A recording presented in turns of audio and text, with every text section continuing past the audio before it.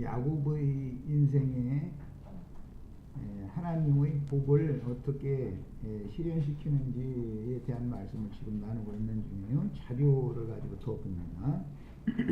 첫 시간에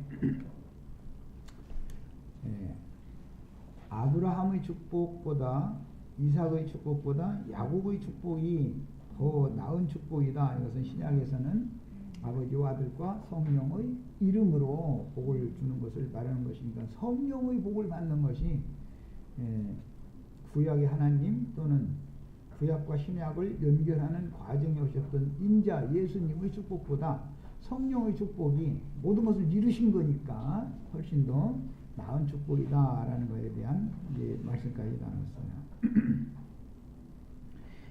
이와 같이 아비의 예언적인 축복이 사람에게 적용되기 위해서는 반드시 구속을 이루신 아버지의 성령이 죄인에게 임하여 죄인들 속에 들어와서 그 죄인들을 데리고 다시 하늘 아버지께로 돌아가셔야 하기 때문에 성령을 대표하는 야곱의 파란만장한 인생요정, 이것이 모든 사람들의 심령을 감동시킬 수가 있다.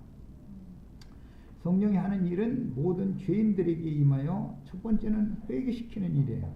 회개의 영을 부어주시는 것이죠. 그 다음에 하나님 아버지를 찾아가게 하는 지상세계 일보다도 하나님 나라의 일에 대해서 관심을 자꾸 갖게 만들어 주셔야 사람이 믿음 생활을 할 수가 있는 것이지. 그럼 사람이 죽어봐야 알지 뭐 죽은 것뿐이 이러고 무관심 가지면은 전도를 아무리 해도 소용이 없죠. 아까 이제 견인 얘기 질문까지 나왔는데 하나님은 그 종들을 보내서 전도를 해요. 그게 견인을 하고자 하는 하나님의 일하심인데 사람이 그냥 전혀 무관심해. 아니면 전도를 하러 오는 사람 만나면은 주먹을 믿지 무슨 뭐 이제 이러고 앉았고 내 양심 같이만 바르게 살으라고 그래 뭐 이러고 앉았고 그러면은 하나님도 어떻게 못하는 거예요. 이거는 하나님은 아무리 전능하신 분인 것은 다 아는 사실이지만 아무리 전능하셔도 은혜 받을 만한 사람에게 은혜를 주시고 그 다음에 믿음도 하늘이 계시로 주시는 믿음을 받아들일 만한 사람들에게나 믿음의 말씀을 전파해서 믿어지게 해주실 수가 있는 것이다. 사람은 교만한 사람은 하나님의 은혜를 누구도 받을 방법이 없는 거다라는 것도 기본적으로 양면을 알아야 되는 거예요. 그 다음에 그 누구도 영원하신 하나님 속에 감추어 두신 비밀스러운 경륜을 이루시는 성령의 감동 감화가 없으면 만물과 만상들과 만사의 주재자이신 하늘아버지를 찾지 못하며 알 수도 없고 어둠과 죽음의 세력이 주장하는 세상에서 구원받아 하늘아버지의 영광에 이를 수가 없는 것입니다. 그러니까 하나님의 비밀의 경륜을 이루시기 위해서는 전도자들을 보내서 말씀을 전하는 수밖에 없는데 말씀을 전할 때 하나님의 성령이 그 말씀 속에 함께 하셔서 사람의 심령을 감동감화시켜줘야 된다. 그래서 그 사람을 얻은 후에 그의 인생의 여러 가지 일들이 과거에 있었던 것, 현재 일어나는 일, 앞으로 어떤 인생을 사는 것 전체를 이제 주님께 자꾸 맡기게 만들어 놔야만 견인을 해갈 수 있는 것이다. 그런데 자기 길로 고집을 부리고 계속 나가는 사람은 어떻게 하나님도 버릴 수밖에 없는 거라는 것이죠. 그 다음에 이 성령은 바로 아버지의 생명을 죄인에게 부어 생명을 얻고 살아나게 하며 하나님의 형상이신 주 예수 그리스도의 형상을 이루게 하는 구원주의 실체이시니 성령이 오신 건 주님이 오신 것이죠. 육신으로 오신 주님이 아니라 고린도서에 보면 너희가 믿음에 있는가 너희 자신을 시험해봐라. 예수 그리스도께서 너희 안에 계신 것을 알지 못하느냐. 그렇지 않으면 버림받은 자다. 그럼 예수 그리스도가 기독교계의 말로는 아직 재림 안 했는데 그들은 예수님이 지금 자기와 함께 계시지 않다는 거잖아요. 이게 믿음이 없다고 말이에요. 육신으로 오신 예수님이 어느 날 공중 구름 타고 매달 며칠 날 온다고 그것만 행하고 있다 보니까 구속을 이루러 오셨던 그 예수가 다시 성령을 통해서 지금 현재 내 안에 오셔서 살아계신 사실이 있어야만 이 사람이나 데려갈 수 있다. 이게 하늘 아버지께로 지금 그 말을 한 거예요. 이것이 안 믿어지는 사람, 즉 주님이 재림하셨다는 사실을 안 믿는 사람에게는 데리고 갈 방법이 없죠. 무슨 방법으로 데리고 가겠어요? 이렇게 중요한 거예요. 진리를 정확하게 깨닫고 믿는다는 것은. 마지막으로 데려가시는 것은 가죽 장막을 벗기고 희고 고운 세마포 옷으로 덧입혀주신 하나님의 의로 입혀주신 그 신령한 몸으로 영광 중에 나타나는 것을 말하는 것이지, 그러니까 육신으로 죽는 날을 말하는 거예요. 그것을 말하는 것이지 몇 년도 몇 월 며칠 날 허공에 있는 떠돌아다니는 구름 타고 예수님이 뿅 하고 나타나다는, 지금 기독교가 믿는 것은 너무 말이 안 맞는 것을 지금 하는 거예요. 이미 성령으로 주님이 예수 그리스도가 내 안에 오셔서 나와 함께 살고 계셔야 내 영혼을 하늘 아버지 집으로 데려갈 수가 있는 거예요. 이 사실이 꼭 이게 너무너무 중요한 부분이라 잘 꼭 믿어주셔야 되겠어요. 주님이 아직 재림하시지 않았다 이러면은 이 사람은, 그 사람은 사실은 불신자지요. 갈라디아 2장 19절 20절을 다 딸딸 외워요. 그런지 이제는 내가 사는 것이 아니요 내 안에 그리스도께서 사시는 것이다. 말은 그래놓고 나서는 실제는 그리스도는 안 왔다고 믿어버려. 그러니 이 사람을 무슨 재주로 설득하냐 이거예요. 종교라는 게 이렇게 무서운 거예요. 신학교리라는 게 잘못된 신학교리를 받아들이고 성경을 근거로 해서 믿음을 받지 못하면은 누구도 이걸 어떻게 할 수가 없는 거예요. 그 다음에 만물의 근원이신 아버지의 말씀은 인자 예수 곧 하나님의 아들을 세상에 보내어 이런 구속을 영으로 깨닫고 마음에 믿어진 사람들의 모임인 교회들에게 성령으로 말씀하시며 하나님의 비밀스러운 경륜을 깨닫게 하시려고 생명의 빛을 비추어 보고 듣고 깨닫게 하심으로 구속하신 사람들을 아버지께로 인도하십니다. 성령의 운행이야말로 아버지와 아들의 모든 풍성을 내 것이 되게 하시는 실제의 영, 진리의 영이다 그랬는데 이것은 참된 영이다 말이야. 실제의 영이다 이거예요. 거짓이 없는 영이다 이 말이야. 이 진리의 영은 대언자들이 나누어주는 양식의 실제이며 이 양식을 먹을 때 진리의 영이 운행하여 사람을 하나님께로 이끌어 가시는 것입니다. 야곱이 구할 것이 없어서 나의 가는 이 길에서 먹을 떡과 입을 옷을 주시라고 그랬는데 육신적으로 무슨 육신의 옷을 달라 그런 말이 아니란 말이야.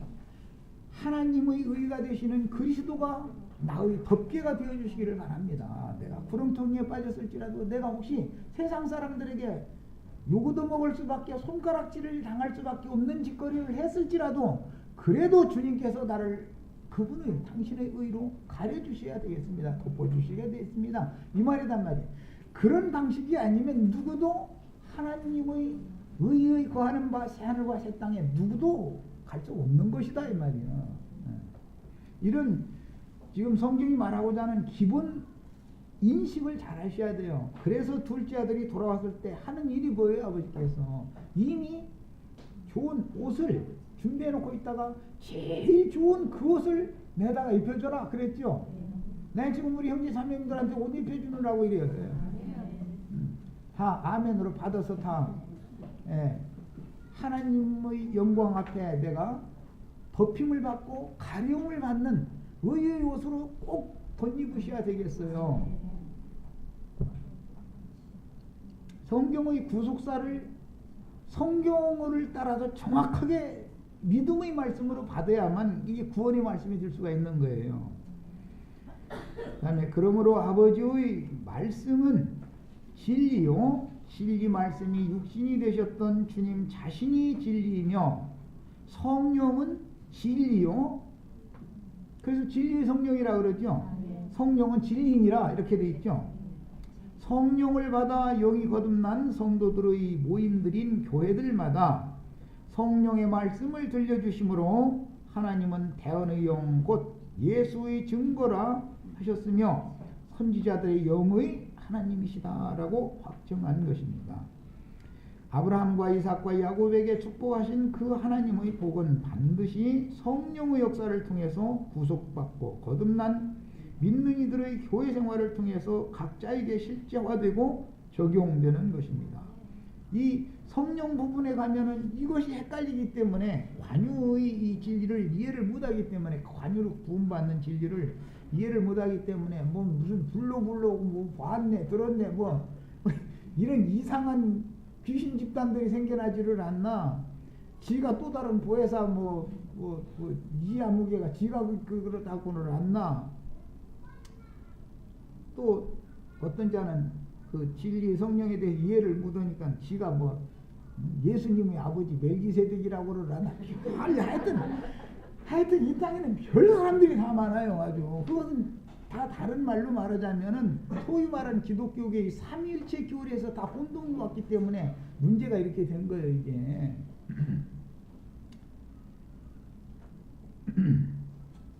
하라는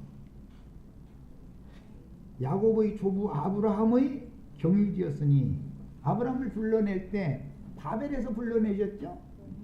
그래가지고 헤라가 인도를 해서 어디까지 갔다 했어요?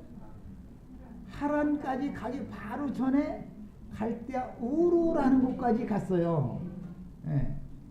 그래서 거기에서 데라가 강을 건너를 안 가는 거예요. 그러니까 데라가 죽기를 기다렸다가 데라가 죽으니까 아브라함은 하란까지 갔다가 다시 가나안 땅으로 되돌아온 거예요. 지금 이렇게 돼 있어요. 야, 그러니까 모든 사람은 종교인들은 바벨론 사상이 끝나지 않은 사람은 하나님의 영광을 자기가 직접 보는 것이 아니라 자기 아들을 통해서 보지만 큰 강을 건너를 안 간다 이거예요. 강 문턱까지만. 세례 요한이 강 문턱까지만 오죠. 오늘날 그런 목회자들 참 많지요. 데라와 같은 목회자들. 한 소리 들어보면 말쟁이들이라 얼마나 말은 잘하는지 몰라. 내가 이런 식으로 말씀을 가르치면은 도대체 뭔 소리인지 말이야 모르겠다 말이야 이러고. 참 사람 듣기에는 참 말들 잘하죠. 그런데 강 앞에 딱 멈춰 서 가지고 안 건너가려고 그래. 이게 참 놀라워요 아주 보면. 그러면서 그런 사람 치고 자기를 날마다 십자가에 못 박는다는 거예요. 그 사람들은. 그런데 실제로는 못을 박았으면 강을 건너갔어야 될 거 아니에요. 그런데 강을 건너지를 않으려고 그러는 거예요. 왜? 죽는 것이 그렇게 두렵다 이거예요. 죽기를 두려워해 일생임에 종로로 산다. 이게 너무너무 육체의 두려움이라는 것은 너무너무 놀라운 거예요. 이게 육신의 생명을 사랑하는 자는 영원 세계에 절대 갈 수 없어요. 만물의 근원이신 아버지의 말씀은 인자 예수 곧 하나님의 아들을 세상에 보내어 이룬 구속을 영으로 깨닫고 마음에 믿어진 사람들의 모임인 교회들에게 성령의 말씀으로 말씀을 하시며 비밀스러운 경륜을 깨닫게 하시려고 생명의 빛을 비추어서 보고 듣고 깨닫게 하심으로 이런 일을 하나님이 친히 하시지만 그 빛의 전달자, 빛의 사자들이 하나님 앞에 종으로 세움을 받아야 된다 이거야. 이게 지금 아브라함, 이삭, 야곱이 제사장으로 세움을 받는 일이죠. 전도자들을 세우는 얘기예요 지금 사실은. 야, 그러므로 이제 아브라함과 이삭과 야곱에게 축복하신 하나님의 복은 반드시 성령의 역사를 통해서 구속받고 거듭난 믿는 이들의 교회 생활을 통해서 각자에게. 교회 생활이 없으면 구원이 없죠. 각자 집에서 성경만 읽고 기도하고 있다, 산속에 들어가서 뭐 한다, 그것은 구원이 뭔가를 모르는 사람이죠. 하라는 야곱의 조부 아브라함의 경유지였으니 갈대아 우르에서 떠나 하란으로 이주할 때 그 붙인 데라 인도에 따라서 데라는 갈대아 우르까지만 갔고 야곱이 하란으로 아브라함이 하란으로 건너갔다가 다시 돌아온 거예요. 이렇게 돼 있어요. 하란으로 간다라는 말은 사실은 그 조부, 그 아버지의 처가동네로 간다라는 말이에요. 예수님이 지금 세상에 오신 것은 처가동네 오신 거죠. 예수님이 세상에 오신 것은 장가들라고 처가동네 오신 거예요. 하늘나라는 우리의 시댁이고 세상은 친정이에요. 그러니까 당연히 시집을 가려면 세상을 떠나야죠. 이게 성경의 기본 원리다 그 말이야. 그 다음에 11절로 갑니다. 한 곳에 이르러는 해가 진지라 거기서 유숙하려고 그곳의 한 돌을 취하여 베개하고 누워 자더니 그곳의 한 돌을 취하여 베개하고 거기 누워 잤다 이랬어요. 이것은 최초에 아담을 통해서 아담의 배필을 지어주려면 아담을 깊이 잠들게 해야죠. 거기서부터 시작되는 말이에요. 창세기 이제 복의 근원이 된 아브라함도 창세기 15장에 하나님과 언약을 맺을 때 깜깜함이 임했을 때 깊은 잠이 들었었죠. 그때 하나님의 말씀이 임해가지고 계약 체결을 했어요. 오늘 야곱이 지금 똑같은 일을 하는 거예요. 예수님이 잡히시던 밤에 이제 6월절이에요. 이 밤이 이게 지금 6월절이에요. 이제 율법에는 그 예빌이라고 그래요. 잡히시던 그 밤에 예수님은 죽음을 예견하고 있었기 때문에 제자들에게 내가 지금 죽게 되었다. 같이 기도를 해다고 부탁했는데 제자들은 잠만 자더라는 거잖아요. 그런 말씀이 근거가 어디서 오는지를 아셔야 돼요. 아브라함이 깊이 잠들어서 깨고 나면은 여자가 생겨나는 거예요. 배필이 생겨나죠. 아담도 깊이 잠들었다가 깨나면 배필이 생겨나요. 뭐 말은 뭐 옆구리에서 갈빗대로 꺼내가지고 하나님이 뭐 만들었다 뭐 이제 이랬는데 깊은 잠에 들게 했다라는 말은 나사로가 사실은 육신적으로 죽은 건데 주님은 잠들었다 그랬죠.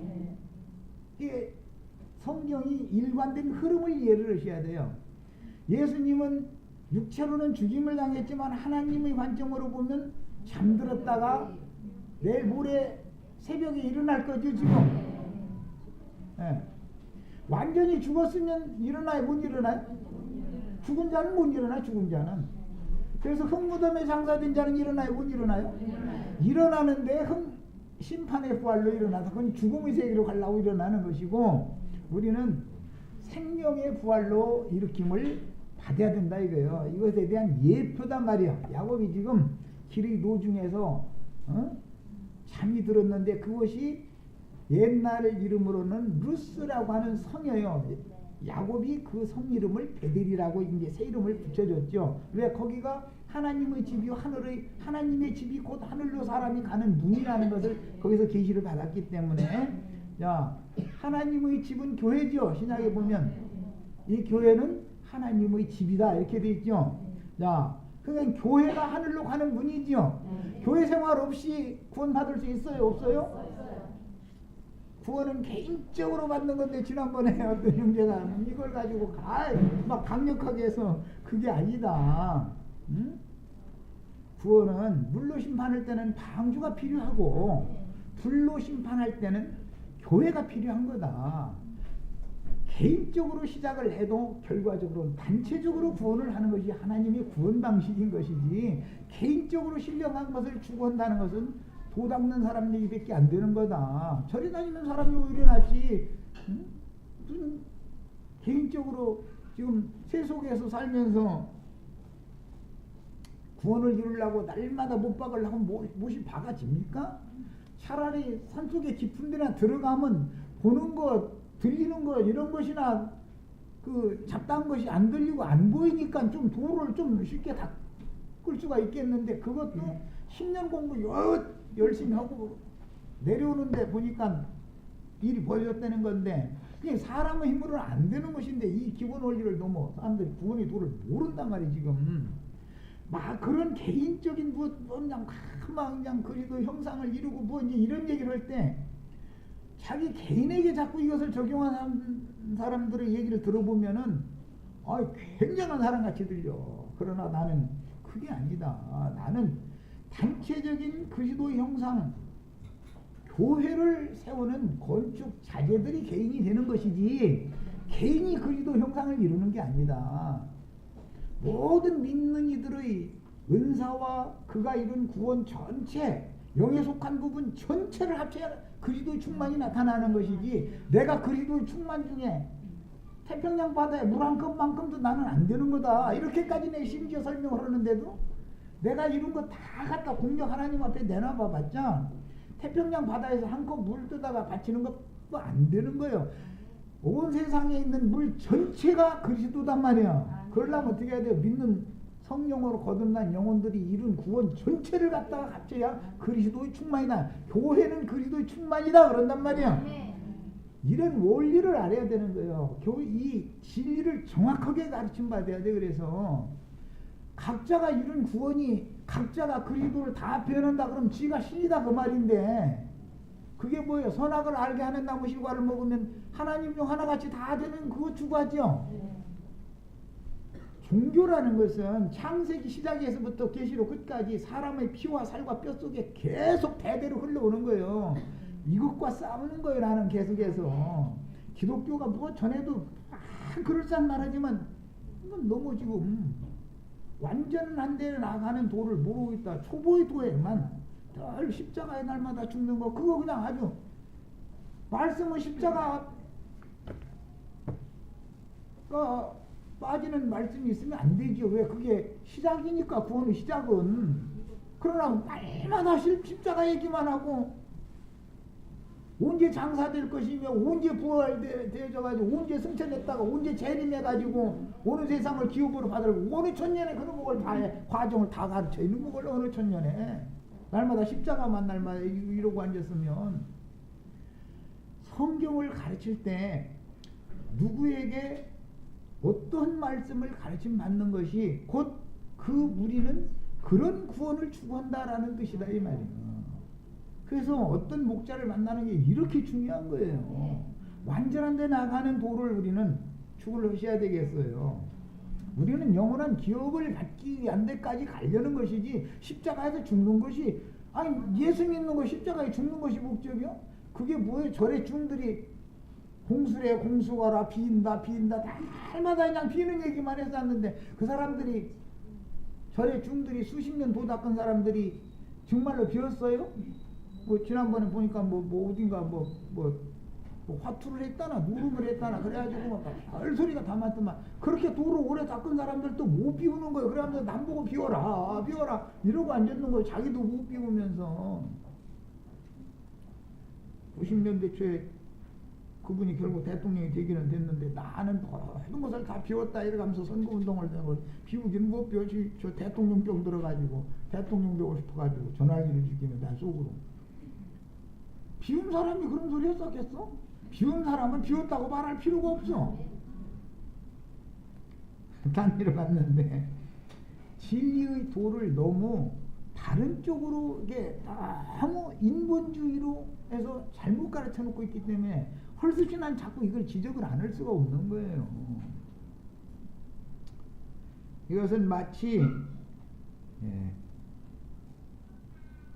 해가 이제 그날 졌다. 길의 노중에서 해가 졌다. 이 길이라는 것은 사흘길이에요. 대표적으로. 이것은 인생길도 되지만 인생길은 사흘길로 이렇게 주님 앞에 가는 영광에 올라가는 길은 사흘길씩이에요. 죽고 장사되고 부활돼서 승천했다. 죽고 장사되고 부활해서 승천했다. 이것을 반복하는 거예요. 그래서 이 사흘길을 대표적으로 예비일, 안식일, 안식 후 첫날 그렇게 말해요. 그런데 오늘 야곱이 깊이 잠든 이 날은 예비일이다 그 말이야. 예비일. 예비일은 죽는 날이죠. 6월절이 예비일이죠. 예수님 잡혀 죽는 날이 그게 예비일이잖아요. 뭘 예비하는 거예요? 승천, 하늘아버지 영광에 올라가는 것을 죽어야 그게 준비가 되기 때문에 그래서 예비일이다, 준비일이다 그러는 거예요. 두려운 죽음이 임하는 밤이 왔다라는 말은 영광의 하나님 앞에 나가기 위해서 예비일이 임했다 그 말이다. 이거 준비시키는 날이 임했다 이게요. 이제 해가 진다라는 것은 유대인들의 개념은 하루가 새로 시작된다라는 뜻이에요. 그러니까 이것은 완전한 새날이 되려면 야복나루를 건너면 해가 뜨지요. 이제 여기서는 해가 지지요. 해가 지는 것은 옛사람이 끝나는 시작이 나려왔다는 뜻이고, 야복나루를 건너갈 때 해가 돋아 올라왔다라는 말은 부활된 날이다 말이요. 거기까지가 사흘길로 이게 상징되어진 거예요. 그 동안에가 계속 사흘길을 걷는 거예요. 우리가 지금 인생이 이렇죠. 신앙생활이 다 그렇죠. 예. 주 예수께서 사탄의 원색에 잡히시던 밤과 같으니 주님께서는 그때 겟세마네 동산에서 죽음의 권세를 정복하기 위한 땀방울이 핏방울이 되도록 기도했다는 게 뭐 이제 현대 말로는 아주 피나는 그런 영적 전쟁을 했다. 이제 이런 말인데 거기에서 유숙하려고 거기 두어 자더니라는 것은 아담을 깊이 잠들게 한 거, 아브라함이 또 언약을 체결할 때 깊은 잠들게 한 거, 야곱이 또 지금 하나님의 약속을 받는 밤이죠, 이 밤이. 예.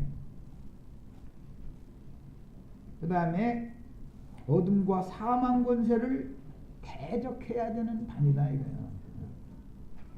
목축업을 하는 셈족 문화에서는 광야에서 목축들과 함께 야영하는 것이 일상이지만 오늘의 광야 유숙은 평상시와는 다르다.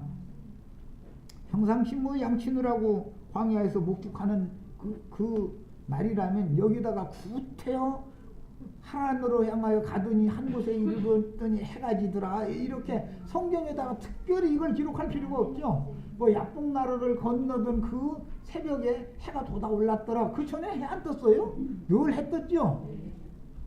언제는 해 안 졌어요? 해 늘 졌죠. 그런데 해가 지던 날이 늘 있었지만 오늘 해 지는 날은 이건 특별한 날이다 이거예요. 그 다음에 늘 해가 떴지만 야복나루를 건너는 그날 해 뜨는 것은 또 특별한 날이죠. 성경이 말하는 의도를 잘 이해를 하시면서 이제 읽어야 되는 거예요. 자, 오늘의 광야 유숙은 평상시와는 다르니 연약하고 늙은 유모 할머니와 동행하는 예기치 않은 멀고 먼 여행길에 리브가가 시집을 오면서 친정에서 그 유모와 같이 왔었죠. 그런데 그 유모가 리브가의 친정을 알잖아요. 가는 길도 지금은 야곱은 이걸 모르는 거예요. 시집 와가지고 리브가 시집 와가지고 났으니까 어느 길로 가야 자기 외갓집에 가는지를 알겠어요. 그러니까 길 안내자의 노릇을 누가 해야 되는 거예요? 어머니가 직접 갈 수가 없으니까 자기의 유모를 야곱에게 딸려 보낸 거예요 지금. 야, 그러니까 여기에서는 구약 경륜 가운데 하늘 아버지 집에 우리가 이르기까지, 즉 교회의 완전한 교회의 이상을 완전히 볼 때까지, 엘베델 하나님의 집에 계신 하나님, 교회 중에 계신 하나님, 여기까지 깨달을 때까지는 성령의 인도를 상징하는 유모가 광야길을 인도한다 이거예요. 그것은 이 광야길은 예수님이 땅에 오셨을 때도 성령에 이끌려서 광야로 가서 시험 받으러 갔죠. 리브가와 유모가 죽기 전에는 계속 시험이 끊이지 않는 것이죠. 시험 받는 길을 걸을 수밖에 없어요. 이것은 완전한 성령이 아니고 거룩함의 영을 상징한다 이거예요.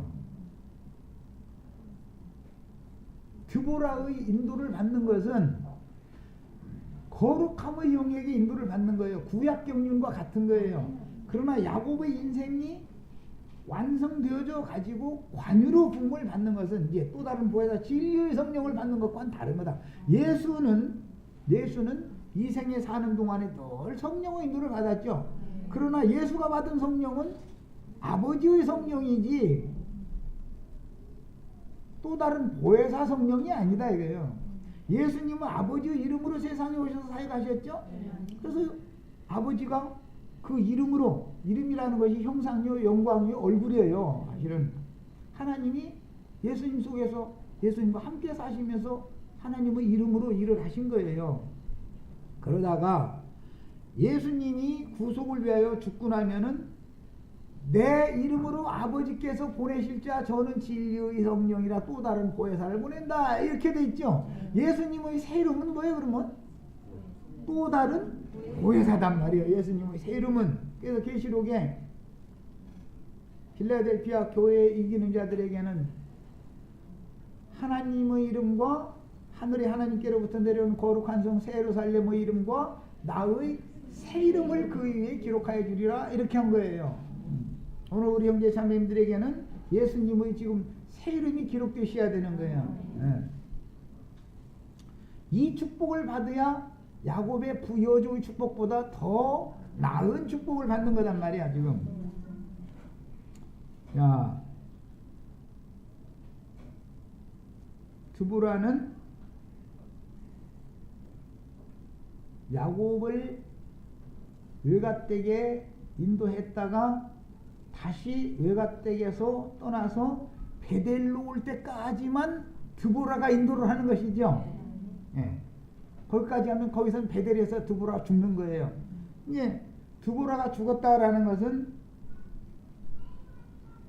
어머니를 젖먹여 기르던 유모가 죽었다라는 말이다 이거예요.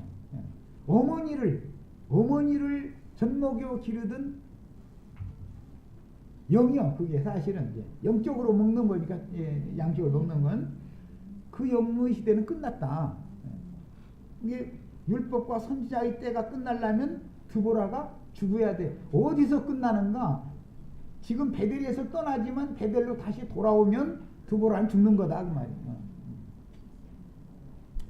율법과 선지자의 때는 그걸로 딱 종결이다 이거. 지금부터는 성령이 완전히 이제 주권적으로 일을 하는 이제 새 시대는 엘베델 이후에 이루어지는 거예요. 이게 이제 상징이요.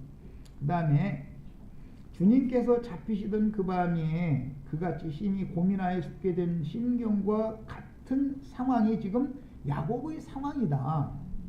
예, 이것은 뭐 그 아버지 또 아버지가 아니라 이제 할아버지 아브라함과 언약을 체결할 때도 창세기 15장에 보면 깜깜함이 임했는데 깊은 잠이 들어가지고 내가 너와 네 자손들에게 복을 줘가지고 이 땅으로 내가 인도해 드리겠다. 그러나 네 자손이 애굽으로 내려갔다가 430년 만에 올라오게 될 거다. 이제 이렇게 약속을 했죠. 400년 만에 돌아오게 될 거다. 4년 만에 돌아오는데 400년 만에 온다. 이제 이렇게 약속을 했어요. 이와 같이 지금 야곱도 내가 너를 인도하여 네 아비 집으로 내가 다시 돌아오게 해주겠다. 그 약속하는 것이죠. 야, 그러면 여기서 말하는 야곱을 인도하신 하나님의 인도가 땅의 아버지인 이삭 집으로 인도해 주는 얘기가 아니죠. 베델 하나님의 집으로 인도하는 얘기를 지금 계시를 이렇게 받았다 그 말이야. 자, 여기까지 깨달아야만 교회가 뭔가를 아는 사람이란 말이야. 이 사람이 구원이 언제인지사. 교회가 뭔지를 모르기 때문에 이런 막 어려운 신앙생활에 어려움이 생기는 거예요. 그곳의 한 돌은 매 맞고 죽은 그리스도이며 주와 함께 죽은 옛사람이 주와 함께 십자가의 죽음과 장사와 부활을 거쳐서 승천하는 영적 체험인데 이것은 실제로 야곱의 영적 죽음과 장사와 부활 승천에 대한 체험이니 야곱은 비몽사몽간에 자신에게 앞으로 실현될 일들에 대하여 하나님께서 보여주시고 들려주시는 계시와 이상을 간직하고 일생을 살다가 애굽에서 죽어 요셉의 손으로 그 부여조의 무덤에 들어가게 됩니다. 부모의 보호나 기타 모든 어떤 도움도 다 끊어져 버린 것을 확인하고 오직 주 하나님의 손에 모든 것을 맡길 수밖에 없게 되었음을 상징하는데, 먼 후일 이스라엘이 요단을 건널 때 각 지파의 족장들이 요단 가운데 묻어둔 돌로 다시 상징이 되며, 요단에서 나올 때 요단강의 돌을 여호와의 궤 앞에서 다시 메어다가 그들이 유숙할 곳인 길갈에다가 세우게 되죠. 지금 야곱이 유숙한 곳에 기름을 부은 돌을 세우는 것은 단체적으로 광야를 거쳐서 가나안 땅에 입성을 딱 하자마자 거기 길갈에다가 돌을 세워놓는 것으로 이스라엘 역사에 실현이 된다 이거예요. 야, 단체적인 돌로 세워진 것은 보배로운 산돌이신 그리스도께 나와 우리도 너희도 살아난 돌이 되어져 가지고 하나님의 집으로, 거룩한 제사를 드릴 제사장으로 하나님의 집으로 세워져야 된다 그랬어요. 이게 길갈, 하나님의 집을 세우는 이상이다 이거예요. 이 집을 거쳐야 보석 돌들로 기초석을 삼아서 세워진 거룩한 성 예루살렘에 들어갈 수 있는 거예요. 돌집 얘기가 이렇게 되는 거예요. 이는 구속받은 성도들이 그리스도와 함께 부활하여 그 영의 기름 부음을 받고 교회로 세워지는 것을 상징하며, 죽음을 이긴 예수님의 부활의 몸인 교회에 대한 비유적인 계시다. 베델의 하나님은 교회에 계신 하나님을 비유하는 것이다 말이에요.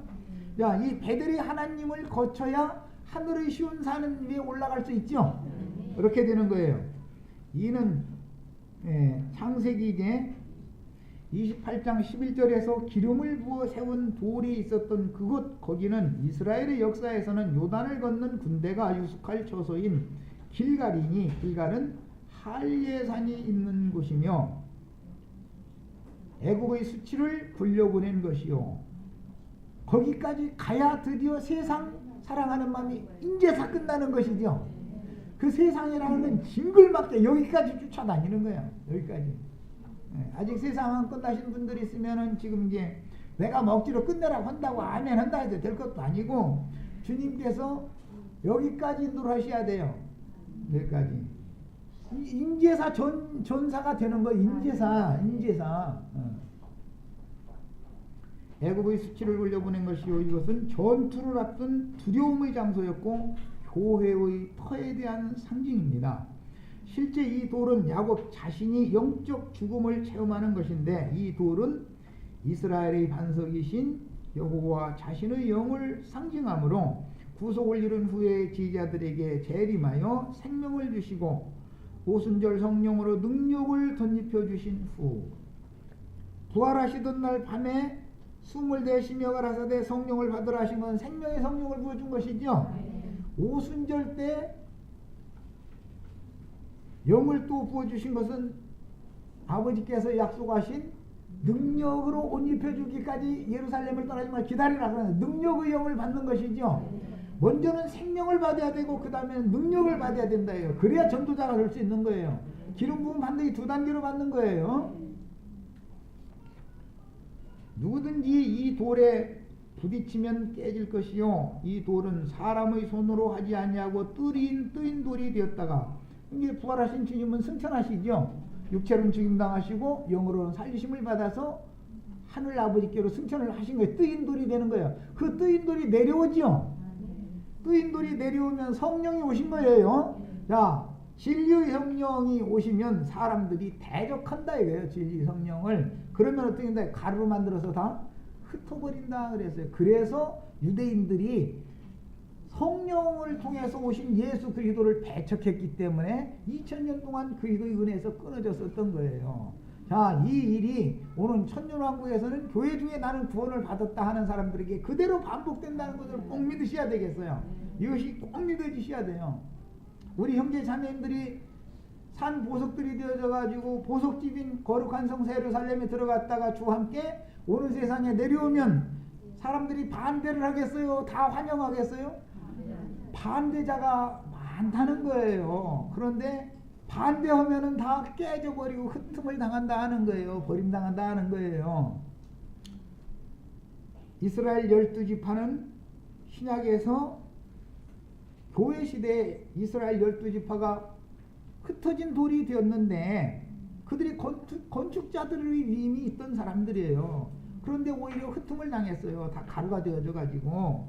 그래서 천지사방으로 다 흩어진 거 아니에요. 현재 교회 시대의 끝에 나는 구원을 얻었나이다 하는 자들이 이런 일을 또 반복해서 당한다 하는 것을 꼭 믿으셔야 돼요. 이제는 이스라엘을 반대로 회복시킬 거예요. 그 대신 이 하나님의 경륜이에요. 그 다음 이제 천년왕국 끝에 가서는 지금 흩음당했던 자들이 회복이 되지요. 그게 부끄러운 구원이다 이거예요. 누구든지 이 돌에 부딪히면 깨질 것이요 이 돌은 사람의 손으로 하지 아니하고 뜨인 돌이 되었다가 다시 내려올 것이며, 여기에 우린 참여하는 거예요. 이제 현재 우리와 함께 계신 주님이 우리를 위로부터 오는 처소로 덧입혔다가 짐승 가죽 옷을 벗겨서 신은 신부의 성으로 데려갔다가 거룩한 성이 하늘의 하나님께로부터 오는 세상에 내려오면 거기에는 우리 형제 자매님들이 참여해야지. 이제 이거는 이유거단 말이야. 우리 형제 자매님들과 함께 오시는 재림을 완성하시는 주님을 대적하는 자는 다 하나님의 생명의 세계에서 끊어진다 그 말이야. 이 모든 예언은 그리스도의 초림과 재림 완성을 예언하는 것이니 이는 성령께서 사람에게 임하시는 것을 묘사한 것이며, 완악하고 패역한 자칭 유대인들의 굳은 관념이 철저히 가루가 되도록 부수어지는 때에, 그래서 철장 권세가 필요한 것이죠. 질그릇을 전부 깨야 되니까. 그 영께서 세상 나라의 주관자가 되어 공의로운 왕국을 이루실 것에 대한 예언입니다. 오늘날 자기는 구원을 받았다, 나는 목사다, 나는 신부다 이래가면서 자긍심으로 똘똘 뭉쳐져 있는 그 머릿속에 뱀의 지혜와 뱀의 지식으로 굳어져 있는 이런 사람들은 거룩한 성이 내려올 때 대적하다가 머리가 박살 날 거다 이거예요. 뱀머리를 깨러 오는 거예요. 사실 뜨인 돌이 사람의 손으로 하지 아니하고 뜨인 돌이 내려오는 목적은 뭐예요? 부딪히는 돌들 전부 깨러 오는 거잖아요. 그래서 내가 좀 두려운 말이지만 어떠한 시대에 어떠한 종을 통해서 어떠한 말씀이 증거가 되면 겸손하게 끝까지 들어보는 것이 중요하다. 판단은 맨 나중에 해도 상관없으니까. 자기가 성경 읽고 신앙생활 했고 다 했는데 다 들어보고 나서 판단해도 늦지 않는데 중간에 대적을 할 필요는 없다 이게 미리. 그렇잖아요? 그때 그 돌은 온 세상에 큰 태산을 이루게 되는데 이게 주님 나라죠. 모든 작은 산들 위에 뛰어난 한 산이 세워진다. 그래서 이게 주님의 교회다 이 말이요. 그곳의 한 돌에 대한 성경 계시를 서술적으로 대략 살폈으나 이 돌의 이상은 성경의 중심인 주 예수와 그의 천국인 교회, 그리고 오는 왕국이 도성인 거룩한 성 새 예루살렘 곧 주의 배필에 대한 계시의 기초가 되므로 여러 모양과 여러 부분으로 계시되는데 이 문제는 앞으로 더 깊이 있게 상고를 할 겁니다. 특히 스가랴서에 보면 한 돌에 눈이 몇이 있다고 했어요? 7눈이 있는 이상을 보였어요. 그리스도는 7눈 7영들로 구성이 되어 있다 이거예요. 반석이신 그리스도는. 그러니까 7교회의 사자들은 다 사실은 그리스도의 사자들이었던 것이죠. 온 땅에 보냄을 받은 하나님의 7영 7눈들은 대언의 영이다. 그리고 선지자들의 영이 그들에게 임했다 그랬는데, 이렇게 보냄을 받은 7눈들이라는 것이 바로 그리스도의 영을 받은 선지자들의 영을 받은 사람들이니까 대언의 영으로서 보냄을 받은 것이다 이 말이야. 그러니까 사람을 만났을 때 너무 함부로 쉽게 판단하고 말을 끝까지 들어보지도 않고 자기 아는 지식 가지고 대적을 하고 이렇게 어리석은 짓을 할 필요는 없는 거예요. 끝까지 들어보는 거예요. 들어보고 나중에 이건 그건 아니다 싶으면 판단해서 아니면 받아들이지 않으면 되는 것이고, 끝까지 다 이렇게 들어보니까 이것이 진리다 싶으면은 받아들여야만 사는 것이고. 예. 그래서 사실은 하나님이 보낸 종 선지자들을 통해서 저주가 선고되면 그대로 집행되는 것이고 축복이 선고되면 그대로 집행된다는 것을 우리는 꼭 믿으셔야 되겠어요. 자, 여기까지만 해서 마치겠습니다. 시간이 뭐 다 됐으면 할 수 없죠. 오늘 차례는 나머지 부분은 집에 가셔서 그냥 놔두시지 말고 꼭 읽어보셔야 됩니다.